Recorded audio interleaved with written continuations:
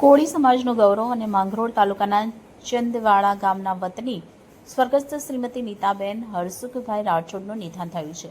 ત્યારે આ દુઃખની ઘડીમાં રાઠોડ પરિવારે એક અત્યંત મહાન અને પ્રેરણાદાયક નિર્ણય લીધો છે। તેમણે સ્વર્ગસ્થ નીતાબેનના અંગદાન કરવાનો નિર્ણય કરીને અનેક જરૂરિયાતમંદ દર્દીઓને નવું જીવન આપવાનો ઉત્કૃષ્ટ માનવતાવાદી સંદેશ આપ્યો છે।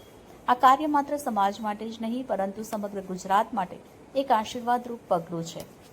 માનવતાના પવિત્ર કાર્યને ઝડપથી પૂર્ણ કરવા અને દાનમાં મળેલા અંગોને સમયસર હોસ્પિટલ પહોંચાડવા માટે તારીખ 2/11/2025 રવિવારના સવારે 5 કલાકે જૂનાગઢ સિવિલ હોસ્પિટલથી નિર્ધારિત રૂટ પર જૂનાગઢ સિવિલ હોસ્પિટલથી અંગોને નિર્ધારિત સ્થળ સુધી પહોંચાડવા માટે ગ્રીન કોરિડોરનું પણ નિર્માણ કરવામાં આવ્યું હતું।